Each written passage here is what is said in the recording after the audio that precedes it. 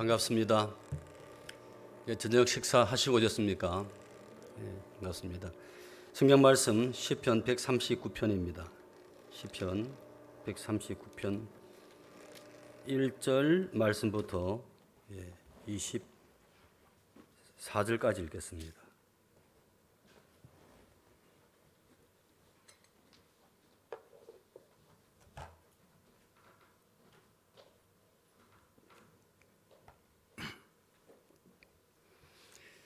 다 찾으셨지요?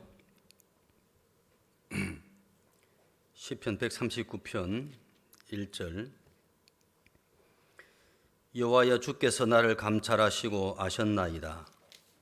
주께서 나의 앉고 일어섬을 아시며 멀리서도 나의 생각을 통촉하시오며 나의 길과 눕는 것을 감찰하시며 나의 모든 행위를 익히 아시오니 여호와여 내 혀의 말을 알지 못하시는 것이 하나도 없으시니이다. 주께서 나의 전후를 두루시며 내게 안수하셨나이다. 이 지식이 내게 너무 기이하니 높아서 내가 능히 미치지 못하나이다. 내가 주의 신을 떠나 어디로 가며 주의 앞에서 어디로 피하리이까. 내가 하늘에 올라갈지라도 거기 계시며 음부에 내 자리를 펼지라도 거기 계시니이다.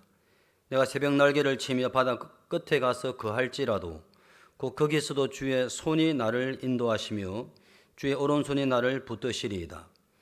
내가 혹시 말하기를 흑암이 정녕 나를 덮고 나를 두른 빛은 밤이 되리라 할지라도 주에게서는 흑암이 숨기지 못하며 밤이 낮과 같이 빛이 나니 주에게는 흑암과 빛이 일반이니이다. 주께서 내 장부를 지으시며 나의 모태에서 나를 조직하셨나이다. 내가 주께 감사하옴은 나를 지으심이 신묘막측하심이라. 주의 행사가 기이함을 내 영혼이 잘 아나이다. 내가 은밀한 데서 지음을 받고 땅이 깊은 곳에서 기이하게 지음을 받은 때에 나의 형체가 주의 앞에 숨기우지 못하였나이다. 내 형질이 이루기 전에 주의 눈이 보셨으며 나를 위하여 정한 날이 하나도 되기 전에 주의 책에 다 기록이 되었나이다. 하나님이여 주의 생각이 내게 어찌 그리 보배로우신지요. 그 수가 어찌 그리 많은지요. 내가 세려고 할지라도 그 수가 모래보다 많도소이다. 내가 깰 때에 오히려 주와 함께 있나이다. 하나님이여 주께서 정령이 악인을 죽이시리이다. 피 흘리기를 즐기는 자들아 나를 떠날지어다. 저희가 주를 대하여 악하게 말하며 주의 원수들이 헛되이 주의 이름을 칭하나이다. 여호와여 내가 주를 미워하는 자를 미워하지 아니하오며 주를 치러 일어나는 자를 하나지 아니하나이까. 내가 죄를 심히 미워하니 저희는 나의 원수니이다. 하나님이 나를 살피사 내 마음을 아시며 나를 시험하사 내 뜻을 아옵소서. 내게 무슨 악한 행위가 있나 보시고 나를 영원한 길로 인도하소서. 시편 139편 전체를 다 읽었습니다.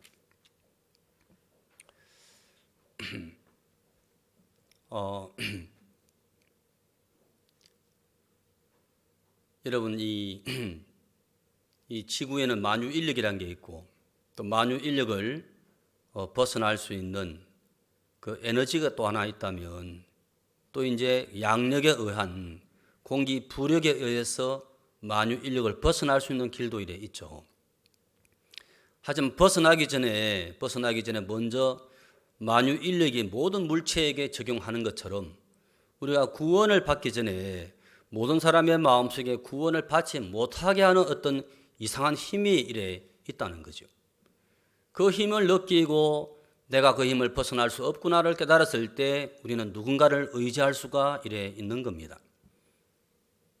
저는 미국 제1대 워싱턴 대통령의 간증을 한 번씩 이렇게 참 기억합니다마는 그 어머니가 아들이 그 정원에 아름다운 꽃들을 보고 이렇게 턱을 이렇게 고우면서 보고 있는데 어머니가 아들에게 그래 워싱턴 너 지금 뭘 보고 있니?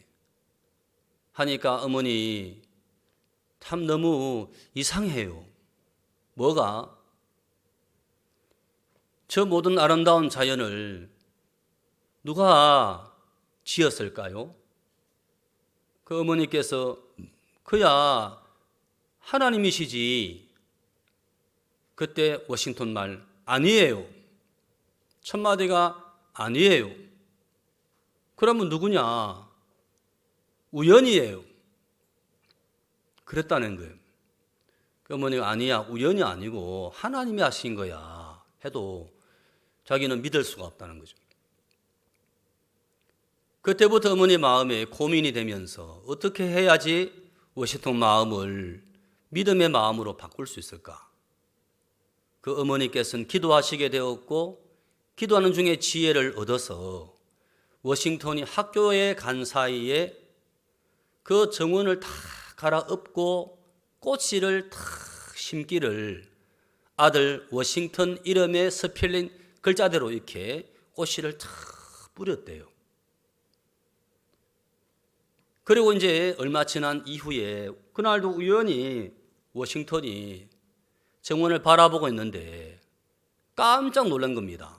아니 어떻게 꽃이 내 이름처럼 피었지? 저게 어째 된 거야? 자신도 모르게 엄마에게 달려가서 엄마 이게 왜 이래? 엄마가 그랬어? 뭘? 빨리 와봐. 봐봐.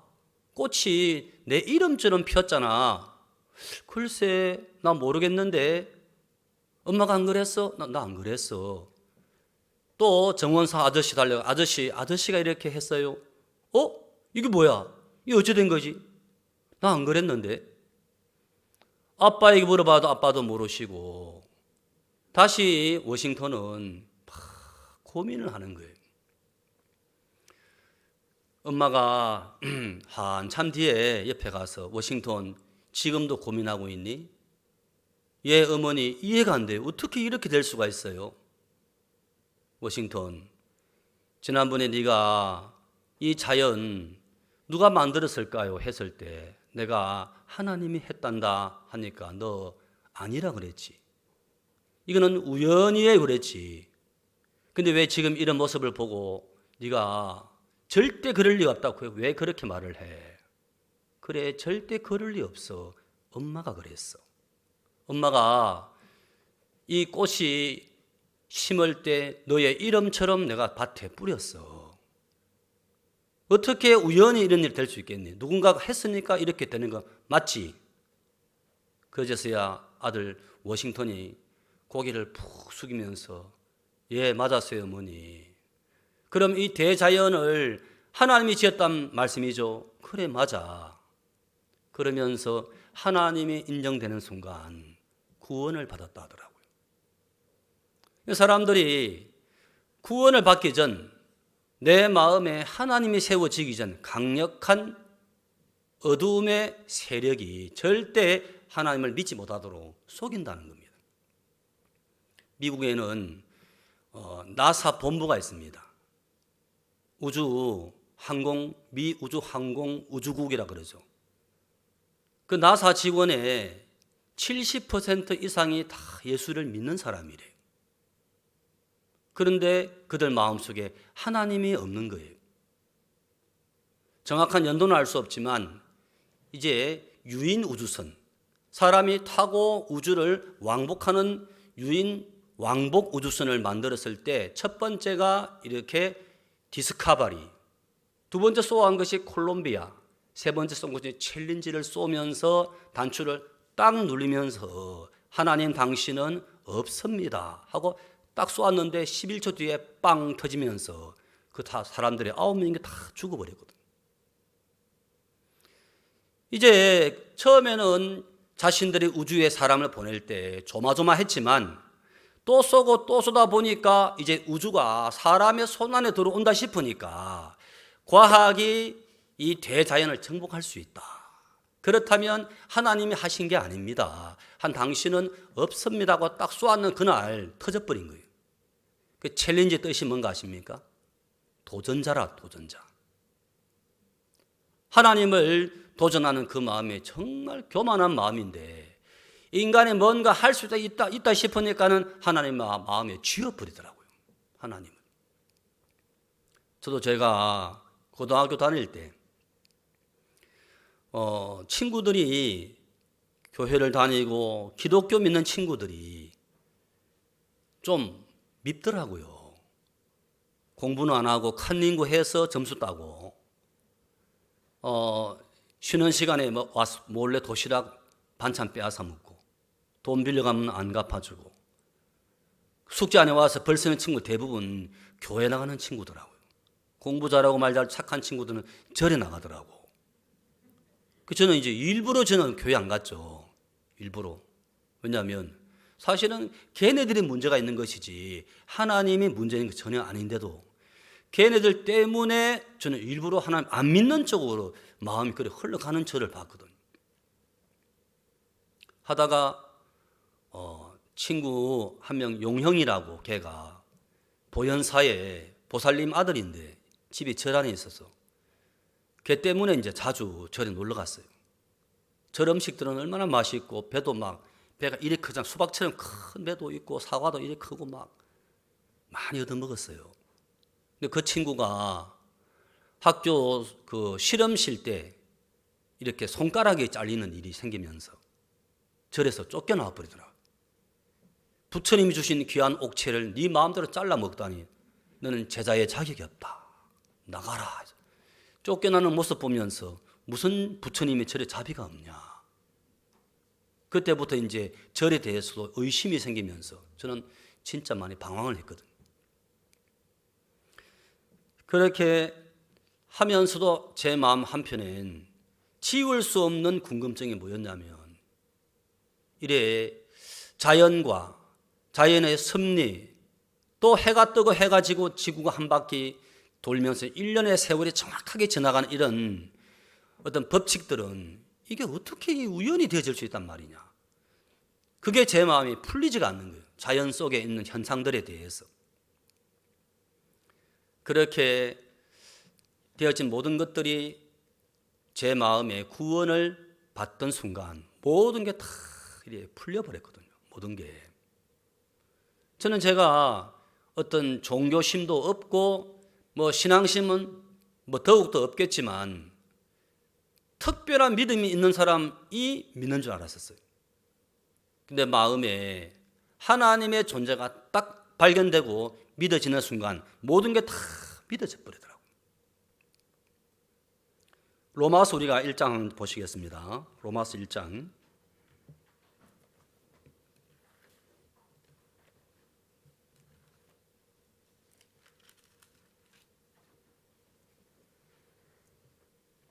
(20절입니다)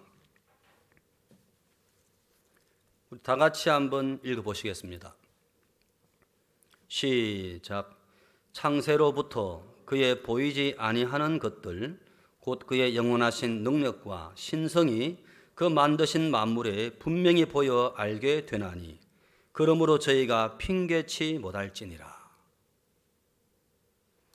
미켈란젤로란 사람은 자연은 하나님의 살아계심을 가르쳐주는 교과서이다. 그렇게 이야기를 했다 하더라고요. 근데 자연 속에 그냥 질서가 있고 그냥 자연이 아름다운 게 아니고 성경은 뭐라 말씀하셨냐면은 그의 영원하신 능력과 신성이 그 만드신 만물에 분명히 보여 알게 되나니 자연 속에 하나님의 능력과 신성을 이렇게 넣어놨다는 거죠. 그래서 우리에게 그걸 보게 하셨고 나중에는 야 네가 말씀을 안 믿는다 할지라도 자연 속에 그런 섭리, 오묘함, 신비함 너 그거 못 느꼈어? 그건 내가 한 거야. 왜 나 인정하라고. 너는 핑계할 수 없어. 하나님 없다는 말을 할 수 없어. 자연만 똑바로 쳐다봐서 봐봐. 왜 내가 안 믿어져? 안 그렇습니까? 성경은 이미 말씀 속에 하나님을 핑계할 수 없는 조건을 자연 속에 두었다라고 말씀하고 있더라는 거죠. 한번 질문해 보겠습니다, 여러분. 시계가 있습니다. 초침이 있고 분침이 있고 시침이 있죠, 그죠?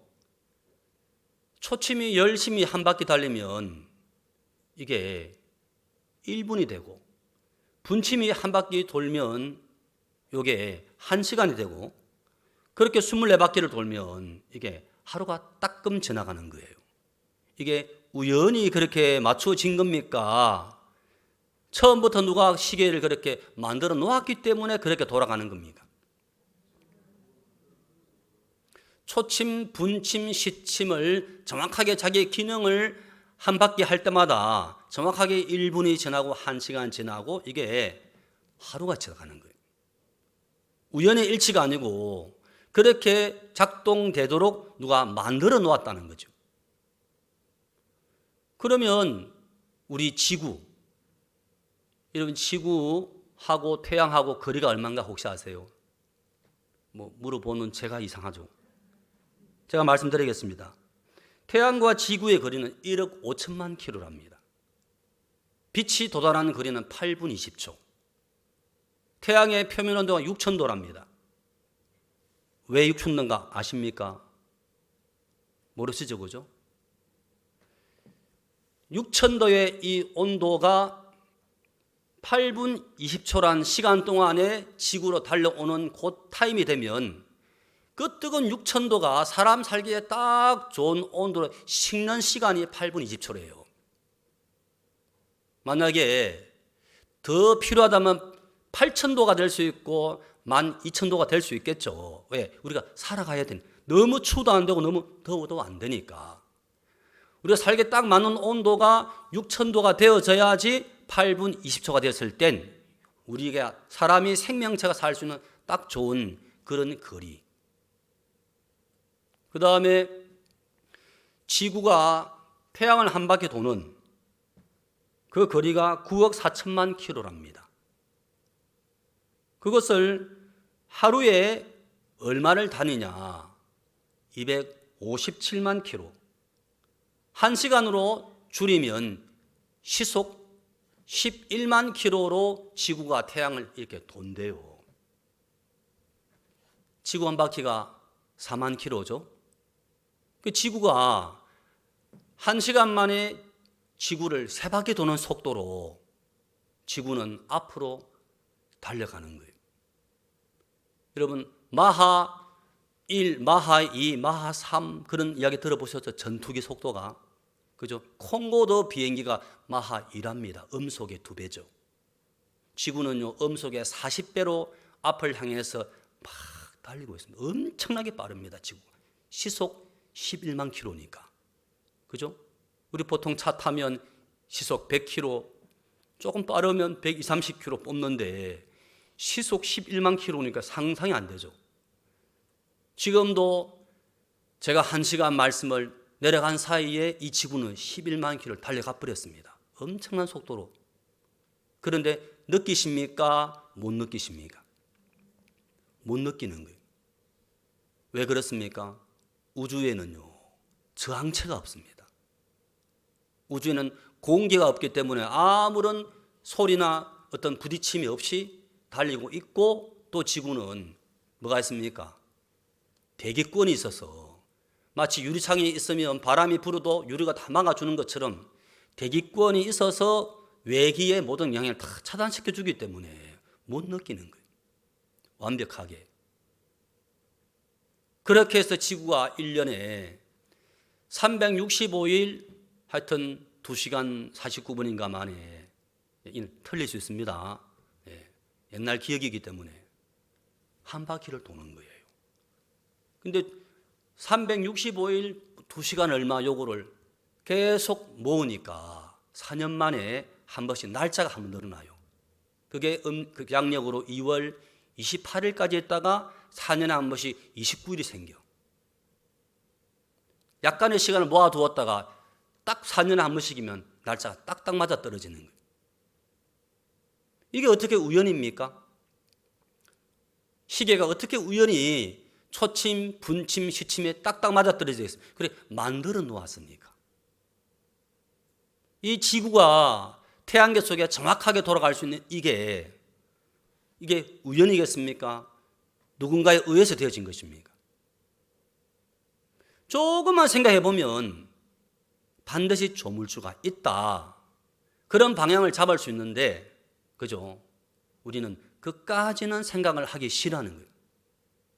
마치 나사의 항공우주국 직원들이 이 대자연에 아무런 무능한 자신을 알면서도 조금 뭘 안다 싶으니까 너무 쉽게 하나님 없다 하듯이 우리가 하나님을 마음속에 정말 상상하기도 하고 그분에 대해 찾는 마음도 있지만은 지식이 늘어갈수록 그 지식은 하나님을 대적하는 쪽으로 신기할 정도로 그렇게 흘러가더란 거죠. 시편 19편에 이런 말씀이 있는데요. 한번 보시겠습니다. 시편 19편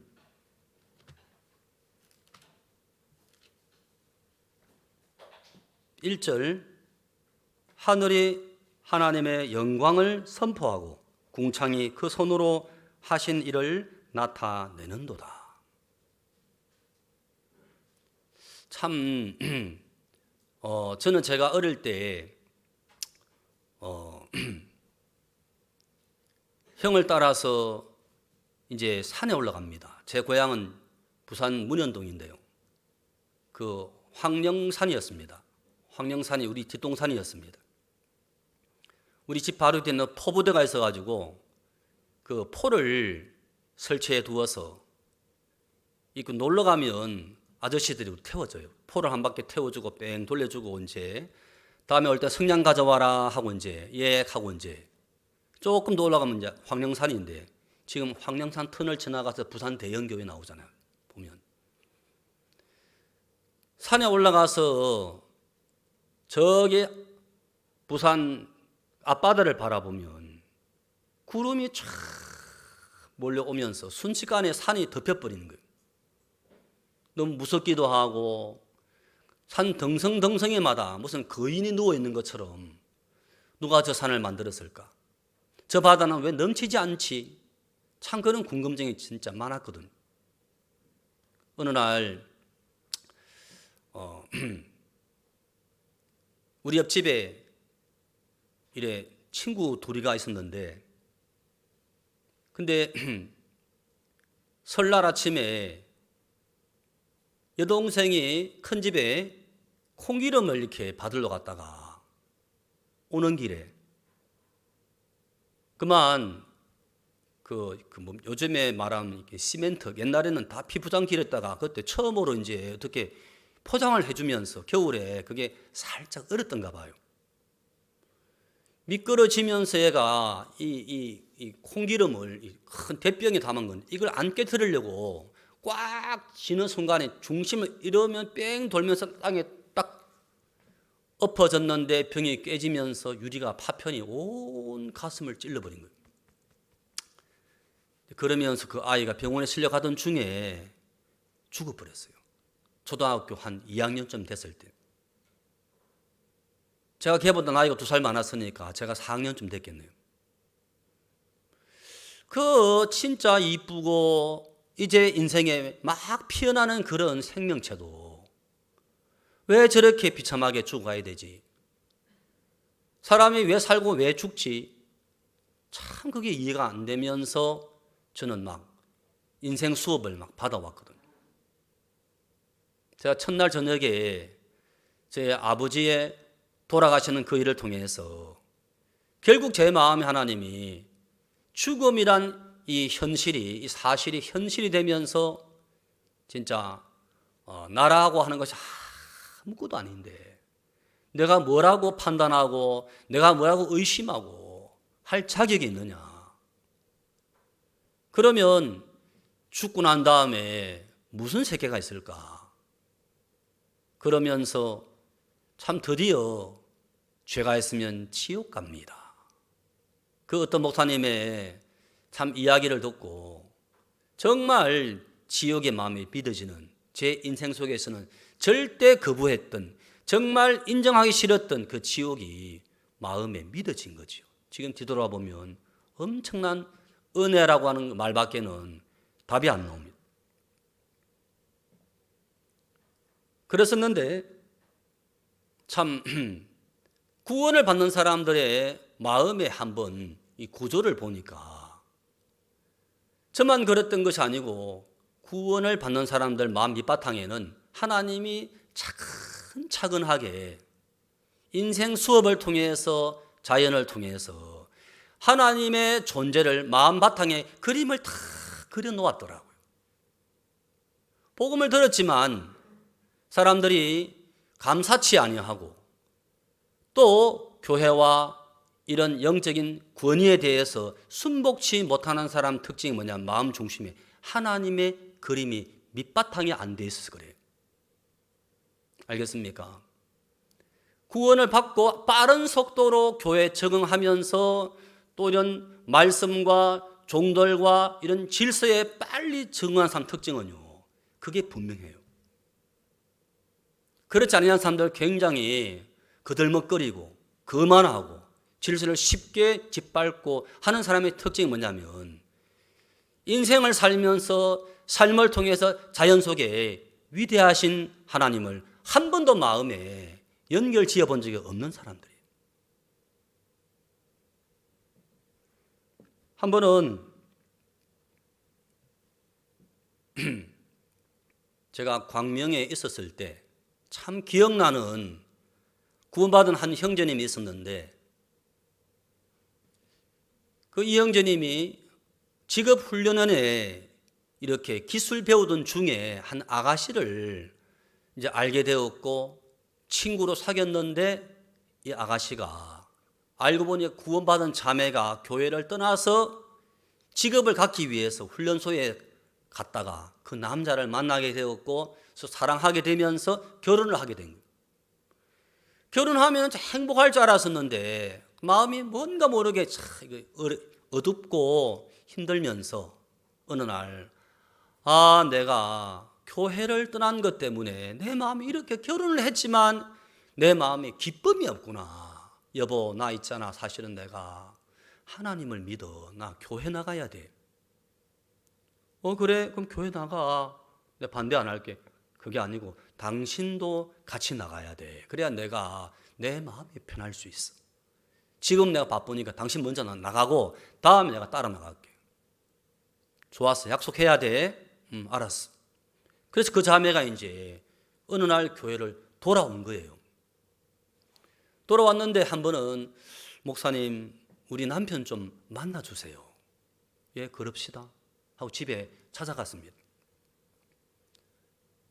깜짝 놀란 게 뭐냐면 이 집이 이게 사람 사는 집이 아니었어요. 너무너무 집이 무질서한 거라. 발 디딜 틈이 없도록 온 방바닥에 그릇이랑 옷가지 그냥 진짜 엉망인 거예요. 앉을 자리가 없는 거예요. 그런데 그 남자가 잘생겼어요. 얼굴이 깔끔해. 피부에 점 하나 없을 만큼 깔끔한 피부에 사람도 그렇게 말이 조리 있게 잘하는데 이 진짜 앉을 틈이 없는 거예요. 그래 너무 궁금한 거 제 마음에. 근데 이제 그 남편 하는 이야기가 목사님 죄송합니다. 저도 이렇게 안 살고 싶은데. 그분이 이제 고급 인테리어 기술자인데 그 당시에 하루 일당이 13만 원. 그러니까 그때가 그 1997년도 IMF 오기 직전이었으니까요. 96년도, 97년도. 그때 하루 일당 13만 원 받는, 좋게 말하면 인테리어, 그냥 쉽게 말하면 도배사. 그걸 하고 있었는데 아주 그냥 이 좋은 자리만 불려가는 사람이었어요. 목사님, 저는 이해가 안 됩니다. 저 돈 잘 벌거든요. 그런데 돈을 버는 것보다 훨씬 빠른 속도로 돈이 다 빠져나갑니다. 돈 좀 모이려 하면 누가 아프고, 돈 좀 되려 하면 누가 사고 나고, 또 아이가 병원에 가야 되고. 나는 이해가 안 됩니다. 나는 좀 돈 좀 벌고 싶거든요. 나 좀 살림을 좀 챙기고 집에 이런 그 수납장이나 또 찬장이나 장롱 들르고 싶은데 그 돈이 안 만들어집니다. 이상합니다. 막 탄식하다시피 남편이 그 말 하는데 그제서야 이제 이해가 되는 거라.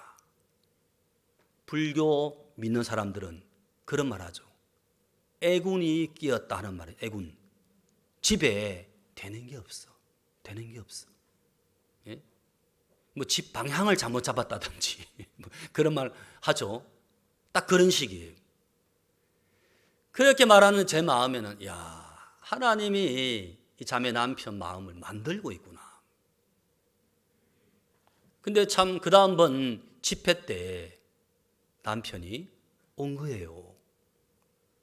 왔는데 그날 저게 말씀을 듣는 중에 그날 저는 말씀이 시편 139편이었습니다.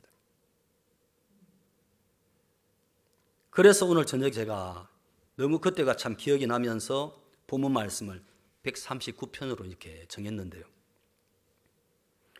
저쪽 밑에 보면 13절, 14절 말씀을 우리 같이 한번 읽읍시다. 시작. 주께서 내 장부를 지으시며 나의 모태에서 나를 조직하셨나이다. 내가 주께 감사하옴은 나를 지으심이 신묘막척하심이라. 주의 행사가 기이함을 내 영혼이 잘 아나이다. 그분도 인생을 살면서 참 생각을 많이 했더라고요. 특히 사람이 생각할 수 있고 사람이 말할 수 있고 서로 약속할 수 있고 약속을 지키기 위해서 애를 쓰고, 특히 그런 분들은 시간 약속이 굉장히 중요하거든. 또 서로 신뢰를 쌓고 또 일도 야물딱지게 하고 했을 때 불러주지, 조금만 문제 있어 버리면 안 불러주거든.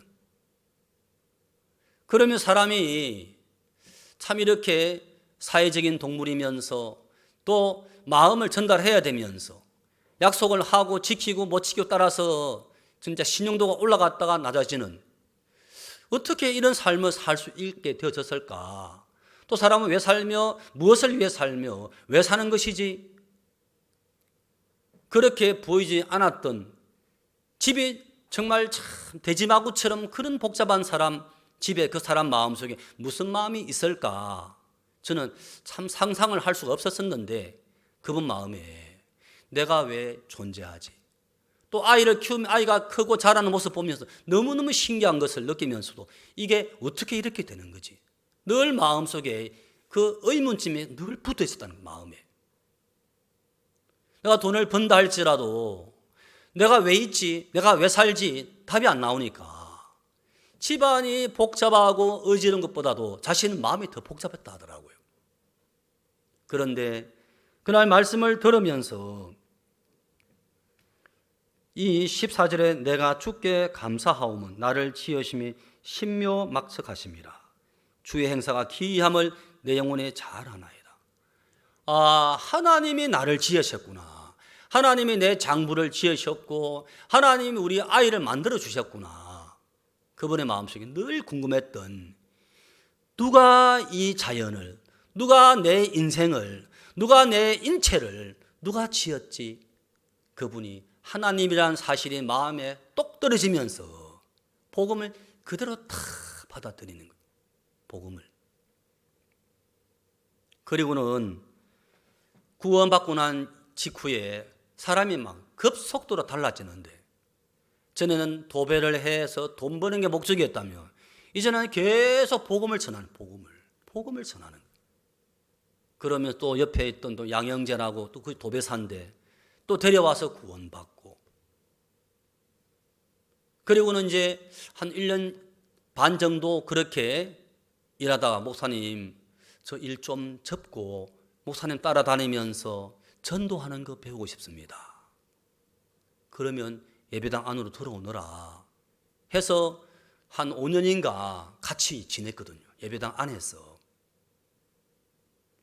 정말 사람들의 변화는 노력과 의지가 아니고 마음 중심에 창조주 하나님이 내 마음에 딱 정확하게 들어오시면 안 달라질 수가 없는 거더라고요. 아멘. 자, 우리가 로마서 8장을 한번 찾아보시겠습니다. 로마서 8장.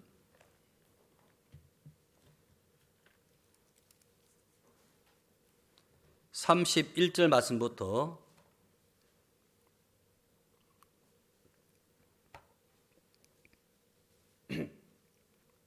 읽겠습니다. 한 절 한 절 잘 여러분들이 눈으로 또 마음으로 읽으시면서 따라와 주십시오. 그런즉 이 일에 대하여 우리가 무슨 말 하리요? 만일 하나님이 우리를 위하시면 누가 우리를 대적하리요? 자, 어제 제가 분명히 주어가 있다 그랬죠. 그죠? 이사야 53장 5절에서 누가? 그가 찔림은 우리의 허물을 인함이요 그가 상함은 우리의 죄악을 인함이라. 그가 징계를 받음으로 우리가 평화를 누리고 그가 채찍에 맞음으로 우리가 나음을 입었도다. 그죠? 그래서 그가 하시면 우리는 바뀐다는 겁니다. 그가 하시면 죄가 사해진다는 거죠. 내가 하려고 하니까 안 되는 것이지. 그것처럼 이 말씀에서도 만일 하나님이 우리를 위하시면, 누가 위하시면요? 하나님이 위하시면, 나쁜 사람들에 의해서 목사님이 법정에 서신 적이 있었는데 그때 판사님께서 목사님께 이야기를 한번 했답니다. 그러면서 본인을 위해서 한마디 해보시라고. 그때 목사님께서 저도 돈을 정말 좋아했습니다. 그런데 제가 목사가 되었습니다. 목사는 이제 돈이냐 말씀이냐 둘 중에 하나를 결정을 해야만 했는데 저는 하나님의 말씀 쪽으로 마음을 잡았습니다. 그날 이후에 저에게는 돈이 떠나갔습니다. 그렇게 목사님 말씀하셨는데 그 짧은 이야기 속에 이 판사님이 감명을 받아버린 거예요. 어떻게 저 짧은 멘트 속에 저렇게 진심이 묻어나오냐. 그 판사님이 누구를 시켜서 목사님의 설교 테이프를 10개를 이분이 가져간 거예요. 그리고 목사님의 설교 말씀을 계속 들은 거예요. 그 말씀 속에 또 우리는 말씀 앞에 또 간증도 한단 말입니다. 그 간증하는 시간들 또 하나님께서 하셨고 이래 하셨고 저래 하셨는데 그 이야기 중에서 이제 목사님을 법정에 세웠던 그런 사람들의 그 말이 거짓말인 게 간증을 다 해놓고도 말을 뒤집는 거 보면서 당신 그 언젠날 그 간증 중에서 이렇게 말하지 않았느냐. 왜 여기서 말을 거짓말 치냐. 또 내가 하나님이다 그러면 그는 교주가 맞아. 근데 나를 믿으라고 하는 것은 그는 교주가 아니야. 왜? 정주영 씨도 나를 믿어라. 이병철 씨도 나를 믿어라 했다. 왜? 내가 책임자니까. 이끌어 주고 싶으니까 그렇게 말한 것 아니겠냐. 그건 절대 교주라 말할 수가 없다. 우리가 놀래버린 거예요. 어떻게 저분 우리 편처럼 말씀하는 거죠.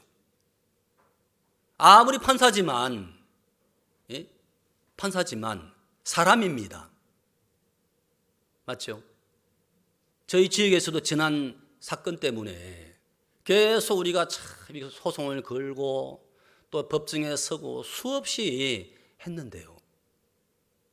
참 그 뭡니까? 기판력이라는 게 기판력이 있더라고. 이 기자가 이미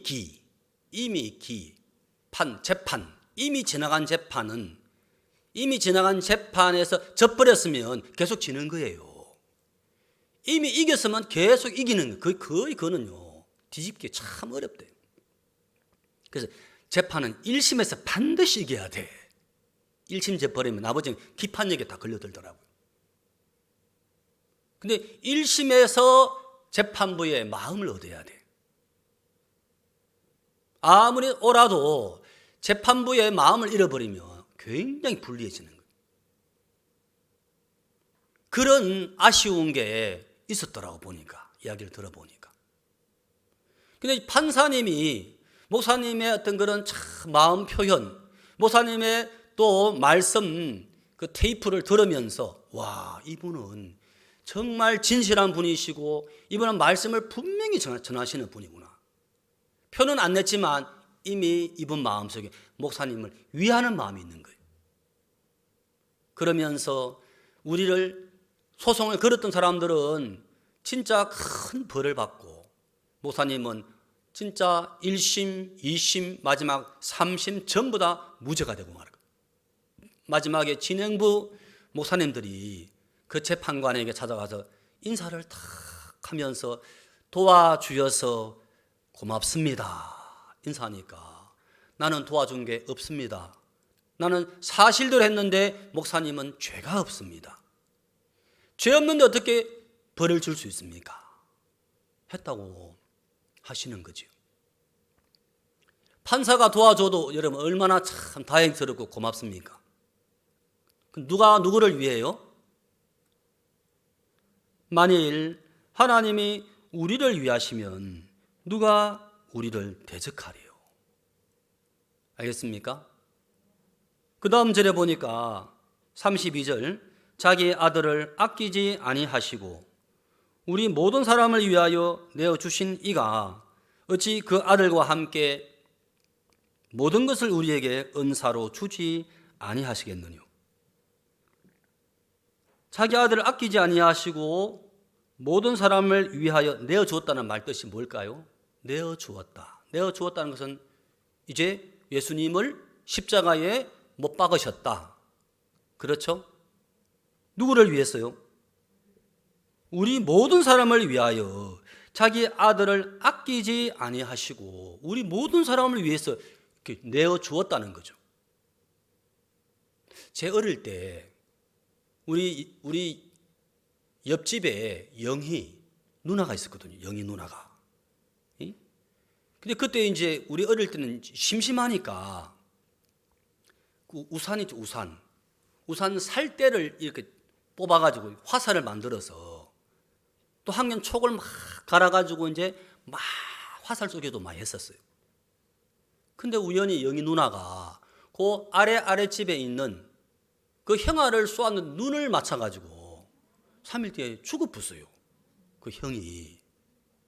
감옥에 집어넣겠어요? 안 집어넣겠어요?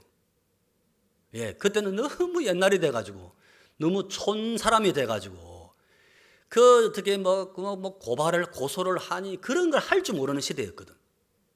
그래서 영희 누나를 한 6개월인가 할머니 집에 이제 보냈다가 6개월 뒤에 오면서 다 그냥 뭐 없었던 걸 돼버리더라고. 예? 뭘 모르는 시대니까. 그렇지만 예를 들어서 그 진짜 아랫집에서 자기 아들을 쏘아 죽인 못된 그 여자 말입니다. 를 위해서 진짜 또 남아있는 자기 아들을 죽여가면서까지 이 영인을 위해서 어떻게 해줄 수 있겠습니까? 절대 못 해주는 거죠. 원수를 위해서 어떻게 뭘 해줄 수 있겠습니까? 하나님 보시기에 우리는 배신자예요. 하나님을 떠나버린 아담의 후손, 하나님의 명령을 저버리고 마귀의 말을 듣고 과감하게 하나님을 배신을 해버린 배신자. 정말 우리 마음 중심에 하나님을 밟았단 말이에요. 우리는 삶 전체를 통해서 우리는 분명히 하나님을 무시하는 삶을 살아왔단 말입니다. 우리는 교회를 무시했고 복음도 짓밟았고 전혀 하나님을 공경치 아니한 삶을 살아왔는 겁니다. 우리가 알지 못하는 그런 동안에도 하나님께서 모든 사람을 위하여 자기 아들을 아끼지 아니하시고 내어주었다는 거죠. 33절, 누가 능히 하나님의 택하신 자들을 송사하리요 의롭다 하신 이는 하나님이시니 누가 정죄하리요. 여러분 진짜 이런 죄인들을, 이런 하나님을 무시한 사람들을 사람은 절대 그렇게 해줄 수 없을 텐데 하나님은 우리를 위하여 자기 아들을 내어주시고 죽여주시면서 우리 죄를 사해 주시고 또 3일 만에 부활 되게 하셔서 우리를 의롭다 하시고, 이 되어지는 모든 일들 속에 철저하게 하나님은 하나님이 일을 하셨다는 겁니다. 로마서 4장 5절 6절 말씀에 보면 일하는 자가 나오고 일을 아니하는 자가 나와요. 맞죠? 그런데 일하는 자와 일하지 아니하는 자의 차이점이 있는데, 일하는 자는요, 일밖에 없어. 일밖에 없더라고. 또 포도원 안에 보면 일만 하더라고요. 쫓겨나는 사람들은.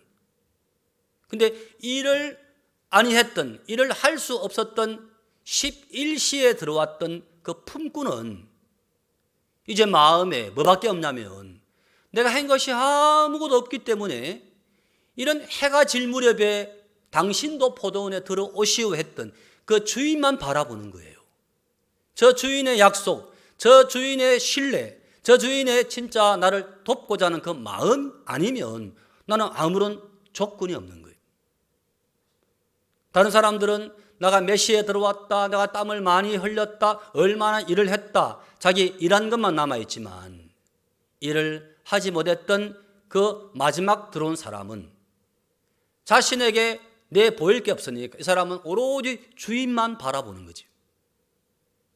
로마 4장 6절에 보면 이를 아니할지라도 경건치 아니한 자를 의롭다 하시는 이를 믿는 자에게는, 의롭다가 아니고 의롭다 하신 이를 믿는 자에게는 그 믿음을 의로 여기시나니.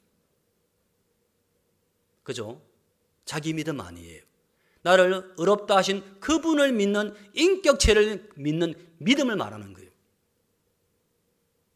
그 믿음을 보시고 야, 너 의롭다. 그는 나를 믿어주는 거거든. 하나님을 믿어주는 거거든. 아멘. 그것은 절대 그분이 마음 안 바뀌는 한 그건 절대 바뀔 수 없는 믿음인 거예요.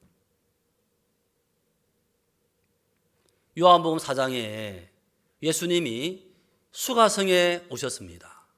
우물가에서 한 여인을 만났었는데 예수님께서 나에게 물 좀 달라 그랬습니다. 이 여인이 톡 쏘는 거예요. 당신은 유대인으로서 사마리아 여자 나에게 물을 달라 하십니까? 예수님께서 네가 이 물을 마시면 다시 목마르겠지만 내가 주는 물은 그 배에서 영생하도록 솟아나는 샘물이 되리라. 갑자기 주여 내게도 그런 물을 주사 목마르지 않게 하시고 다시 이곳에 물길로 오지 않게 해 주십시오. 예수님께서 네 남편을 불러오라. 뭐라고 했습니까? 그 다음에 나는 남편이 없나이다. 예수님 물 달라 해놓으시고는 자꾸 대화가 자꾸 옆으로 새더라고요. 근데 예수님 옆으로 새는데 그 여자가 계속 끌려오는 거라. 맞죠? 정신 똑바로 차린 사람들은 경상도 말로 뭐라카노? 그죠? 뭐라카노? 물 달라 해놓고 뭐라카노? 하면 그럴 텐데 이 여자는 정신을 잃어버렸는데 자꾸만 말에 마음이 꿰어가지고 계속 끌려오는데 남편이 없나이다. 예수님께서 네가 남편이 없다 하는 말이 옳도다. 네가 남편이 5이 있었으나 지금 있는 남편도 네 남편이 아니니 네 말이 참되도다. 그때 당신은 선지자 같습니다.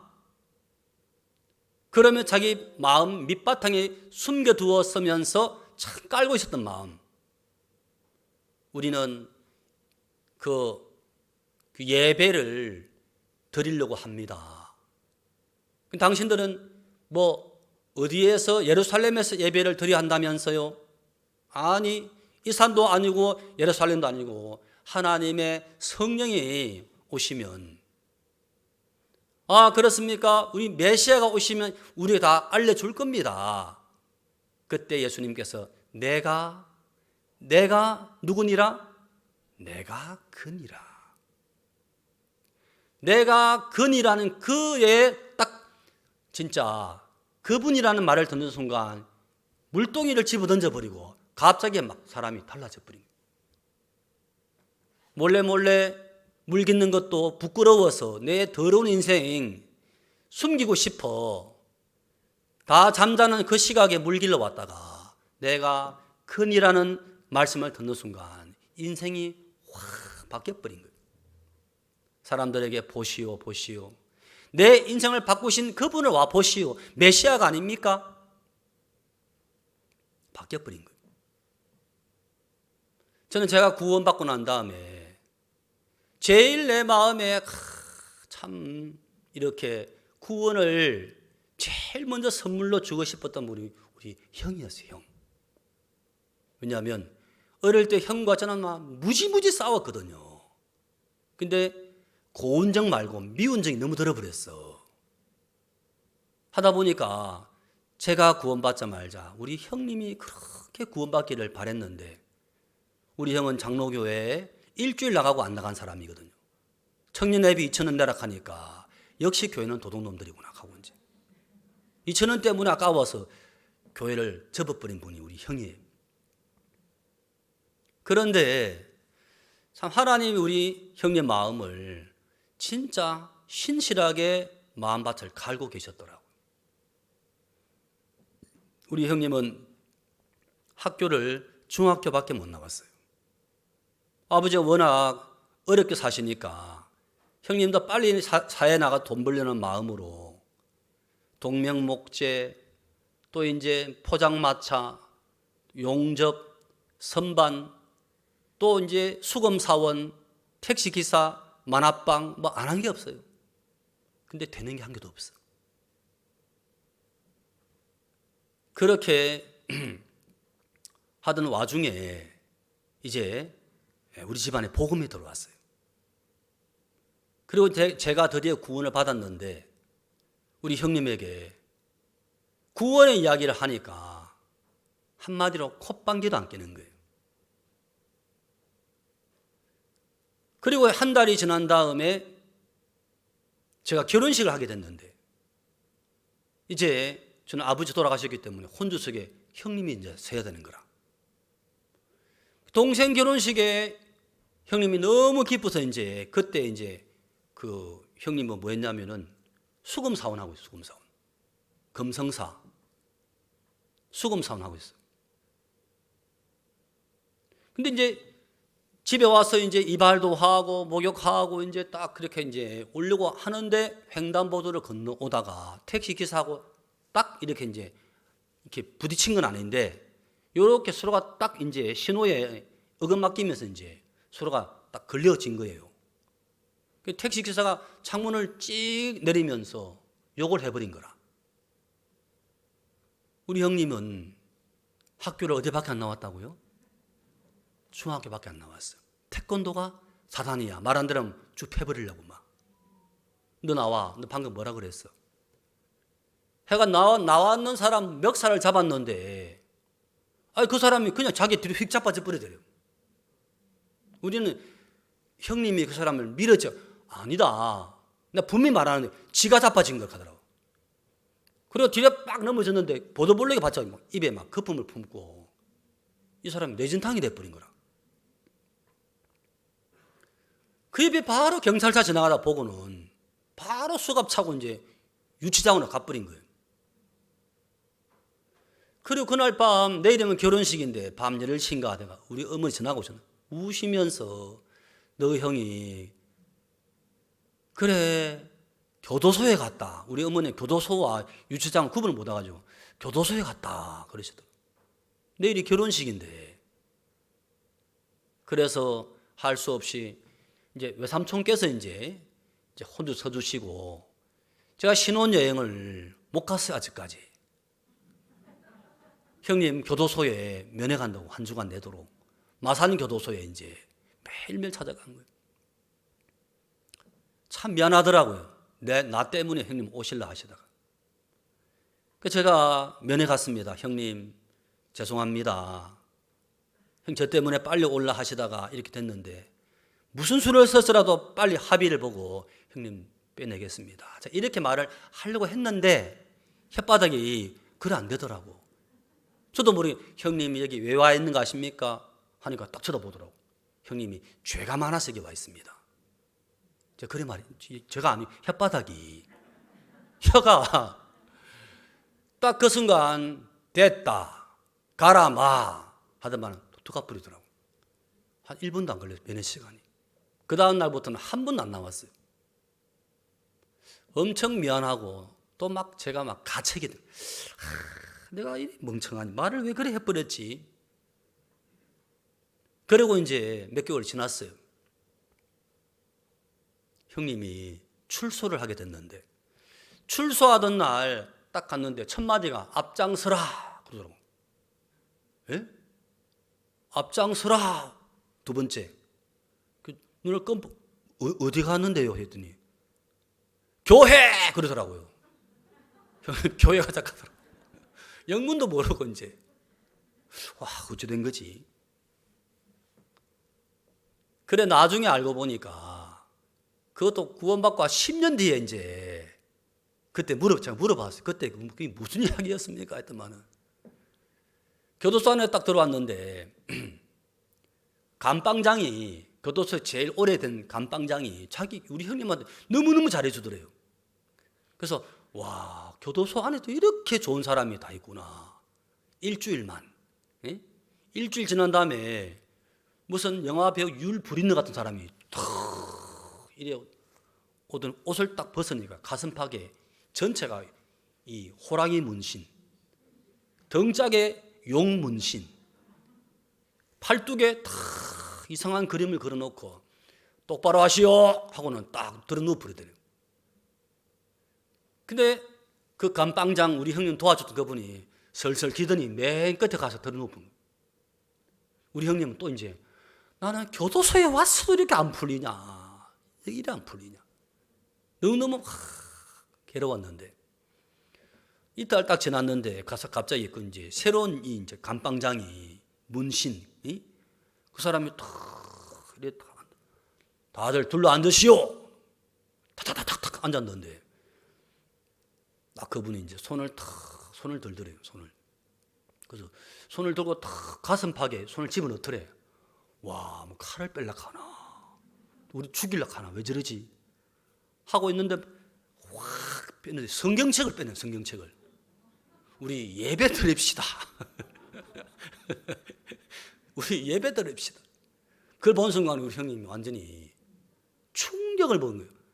저런 불안당 같은 놈도 예수 믿자 하는데 나 그동안에 뭐 했노? 내 살아보려 그렇게 아동바동 애를 써도 된 게 뭐 있노 도대체. 야 인간아, 저런 놈도 예수 믿는다. 너 왜 예수 못 믿었어? 엄청난 마음에 가책이 밀려오면서 형님 마음에 아이고 하나님, 내 교도소 나가면 제일 먼저 내가 교회를 찾겠습니다. 마음에 하나님 그렇게 바꾸어 주신 거예요. 그래서 교회를 왔는데 참 이렇게 어떤 형제님하고 교제하는데 저는 이쪽을 쳐다보지만 내 모든 귀는요, 하나님 저 교제해 주시는 저 형제님 입술을 주장하셔가지고 우리 형님 마음에 딱 하고 죄가 떨어져 나가도록 은혜롭게 말씀 전하게 해 주십시오. 우리 형님 까벅 졸고 있더라고. 아이고 큰일 났네. 또 그 다음에 또 갔는데 참 내가 들어봐도 너무 띠하게 말씀 전하는 거라 들어가도 되겠나. 구원을 못 받아 우리 형님이. 와 참 괴롭더라고. 형님이 구원을 못 받아 너무너무 제 마음이 어려우시더라고. 한 번은 저도 모르는 사이에 우리 형님이 이제 저기 오세재 목사님하고 교제를 했는데 너무 쉽게 끌끄덕하고 복음이 풀려버렸네. 형님이 구원을 다 받은. 야 동생아, 나 죄 없다. 우리는 진짜 끌어안았거든요. 형님 고맙습니다. 축하합니다. 그날 이후 형님은 더 이상 돈 버는 것이 매력이 사라져버렸어요. 예, 온 가족이 다 구원받고 또 집안 사람들도 많이 구원받고. 예? 그 참 하나님이 일을 하시면 진짜 너무 아름답더라고요. 우리 형님 마음속에 늘 숙제가 왜 나는 살고 싶은데 나는 정말 내가 잘 살자고 하나?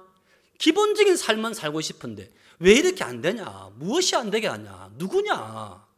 형님 마음에 간곡하게 인생을 중언하는 사람이 있다. 이렇게 안 될 수가 없다. 누구냐? 근데 그 하나님을 드디어 만나게 되면서 진짜 복음이 너무 쉽게 풀려버린 거예요. 감사하죠? 여러분 진짜 우리 어저께도 또 오늘도 구원 간증을 들었습니다. 그죠? 야, 그럼 오늘 저녁에 구원 간증하신 분은 우리하고 완전 스타일이 다르더만. 이분은 학생들하고 어떤 상담을 하는데 해줄 말이 없는 거예요. 결론은 열심히 해라, 잘해라. 아무런 학생들 마음에 변화를 못 주니까 자기도 한계를 느끼던 중에 어떻게 학생들에게 상담을 해줘야 할까? 어떤 좋은 상담할 수 있는 재료가 없을까? 책방을 찾게 되었고 거기에 박옥수 목사님의 마인드 책을 읽게 되면서 책이 너무 좋으니까 또 그 다음 편 이분이 시리즈로 3권의 책을 읽고 그해 12월 달에 칸타타에 왔다가 거기서 저자를 만나버린 거예요. 저자를. 또 악수도 하고 사진도 찍고 목사님 저는 목사님 책을 여러 번 읽었습니다. 했는데 그날 또 나는 이렇게 죄에서 벗어났다. 책을 읽게 되면서 이분이 구원을 탁 받게 된 거예요. 우리하고 조금 질이 다르죠, 그죠? 하지만 하나님은 진짜 하나님스럽게 하나님이 하실 수 있는 그런 능력 안에서 모든 사람들을 진짜 다 다르게 하늘에 떨어지는 눈송이 입자가 다 다르다 납니까? 얼마나 눈이 숫자가 많아요? 한 300개 되지요? 그죠? 어마어마하게 많은 눈 입자가 다 모양새가 다 다른 것처럼 모든 사람을 구원하시는데 하나님의 손길, 하나님의 지혜는요 진짜 놀라운 거예요. 저는 제가 한 번씩 착각을 했습니다. 야, 그때 내가 내 마음에 우리 아버지 돌아가셨을 때 인생에 대해서 죽음에 대해서 그건 제가 그걸 깨달은 줄 알았거든요. 제가 알고 보니까 하나님이 깨달을 수 있는 그런 지혜를 주셨던 거더라고요. 저는 싸워서 다시는 내가 그놈의 교회 가나 봐라 하고 구포 제일교회를 가고 있었는데 와서 보니까 북부산 교회 1층은 곰보식당, 2층은 곰보다방, 3층은 북부산 교회. 방석이 땅끝에서 하늘 끝까지 붙어 있는데 빨간 방석이 첫눈에 이단 교회구나. 저는 바로 나오려고 그랬어요. 나오려 했는데 그 순간 문이 열리면서 아이고 오세요 하는 바람에 그분 체면을 생각해서 조금 이따가 나가자. 예, 그랬다가 이제 그 꽁무리밥 먹고 계시더라고요. 양정학 전도사님이 밥 한 그릇 얻어먹고 또 그 저기 순종이 막 제가 얼레릭 올레릭 하고 막 안아주고 업어주고 폼 잡고 있다가 잠시 뒤에 나오려 했는데 성경책 펼치면서 교제하다가 대판 싸워버렸거든요. 그러면서 저는 그냥 갑니다. 하지만 다른 사람이 오면 이렇게 무식하게 교제하지 마십시오. 어떻게 사람이 사람에게 구원이 아니라 말할 수 있습니까? 구원은 하나님만 결정하시는 겁니다. 하고 딱 나오는데 딱 잡아. 이거 노속 하고 나와버렸거든.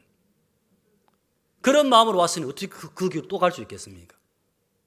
다음 날 그 길 또 와버린 거예요. 구포제일교회 간다 갔는데. 그렇게 참 오게 되면서 교제가 되고 3일인가 나흘을 교제를 했는데 참 요한복음 8장에서 요한복음 8장에서 제가 참 이렇게 구원 아닌 게 정확하게 발견됐고 그리고 마지막 요한복음 1장 29절로 죄사함을 받은 거예요. 집으로 오는데 걸어서 오고 싶더라고요. 걷고 싶더라고. 너무너무 가슴이 벅찬 거예요. 3코스를 걸었는데 한 코스 남겨두고 제가 나왔던 교회가 있어요. 그래 오른쪽을 딱 쳐다보는 순간 목사님께서 나와 계시는 거예요. 그리고 저랑 너무 친한 세 집사님들 마당을 쓸고 있는 거예요. 저도 모르는 사이에 손을 들었습니다. 목사님 하고 탁 이렇게 이제 인사하려고 손은 올라갔는데 갑자기 목이 막혀버렸어. 말이 안 나와. 이게 왜 이러지? 갑자기 제 마음에서 누가 너의 목사냐? 누가? 저분이지. 오늘 그 교회 나에게 복음을 들려줬던 분이구나. 두 번째, 어디가 너의 교회냐? 어디? 여기. 아니지. 복음을 들려줬던 그 교회가 내 교회구나. 그날 그 시간으로 교회가 분리가 돼버렸어요. 근데 북부산 교회에서는요, 전혀 기대를 안 걸었대. 그쪽 동네에서 제일 큰 교회의 청년회장인데 어떻게 분리하겠노? 생각 자체를 안 했다고 하시더라고. 복음만 들은 걸로만 땡친다 그래 생각했다. 그 다음 전에 분리해 와버리니까 교회가 엄청나게 이제 큰 기쁨이 된 거죠. 문제는 제가 나갔던 교회가 발칵 뒤집어져 버렸어요. 그 다음날 월요일 저녁에 막 하여튼 한 20-30명이 몰려와서 우리 집에 회장님 어디 가셨어요? 제가 구원 받았습니다. 구원 받았으니까 우리의 구원을 주셔야죠. 예, 그러면 성경 펼치세요. 몇 장 왔다 갔다 했더니 성경 팍 덮어버리면서 덮어놓고 말하세요 가더라고 이제. 그래가지고 이제 대판 싸워버렸어요. 그럼 길거리에서 만났는데 청년들 갑자기 저를 보는 순간 고개를 팍 돌려버리더라고요. 전부 다 아마 그렇게 이야기했겠죠. 좀 섭섭했지만 문제가 안 됐거든. 참 그러면서 참 직장 생활하면서도 저도 모르게 계속 복음을 전하게 되고 너무 쉬운 건데 이미 다 이루어진 세계인데 예수의 죽으심과 부활이 우리를 죄를 씻고 어렵다 하시기 위해서 죽어주신 건데 그 예수를 왜 못 믿냐? 참 안타까운 마음밖에 없었었는데 정말 참 세월이 지나가도 이 복음을 전할 때면 너무 감사한 거예요. 우리 로마서 4장 25절 읽고 말씀을 마치겠습니다. 로마서 4장입니다.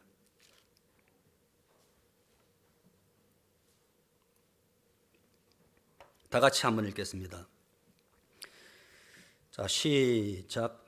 예수는 우리 범죄함을 위하여 내어줌이 되고 또한 우리를 의롭다 하심을 위하여 살아나셨느니라. 예, 예수님이 왜 돌아가셨다고요? 우리 범죄함을 위하여. 알겠습니까? 우리는 아담 한 사람의 범죄 속에 우리는 몽땅 다 들어 있습니다. 알겠습니까?